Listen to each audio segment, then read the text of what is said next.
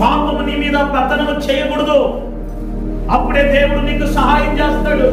యాకోబులో ఏ దోషం నాకు కనపడలేదు అంటున్నాడు. రెండోది, వంకరతనం నేను చూడలే. అంటే దేవుడు చూస్తున్నాడనే కదా అర్థం. వీళ్ళు చక్కగా నడుపుతున్నారా, వంకర మార్గం నడుపుతున్నారా, అటు పోతున్నారా, ఇటు పోతున్నారా, ఎటు పోతున్నారు, ఆదివారం మాత్రం చక్కగా ప్రార్థన పోతున్నారు, మధ్య మధ్యలో గుళ్ళు గోపురాల మంట తిరుగుతున్నారా, అందులోకి వస్తున్నారు. కానీ ఈ సేవకుడు పోతే ఇంకో సేవకుడు, ఇంకో సేవకుడు, ఇంకో సేవకుడు, ఈ సంఘం పోతే ఇంకో సంఘం, ఇంకో సంఘం పోతే ఇంకో సంఘం అని ఏమైనా వంకర మార్గాలు ఏమైనా ఎంచుకుంటున్నారా? అట్లా ఇట్లా జీవించేవారు ఎటు కాకుండా పోతారో జాగ్రత్త. అటు ఇటు పోయే మార్గాలే కొంచెం తేడాగా ఉంటాయి. దిట్టమైన గోడ కానీ మేము పడితే ఎవడు కూడా గోడ తీయలేనంత దేవుడు అంతగా దేవుడు స్థిరపరుస్తానని. ఆమేన్.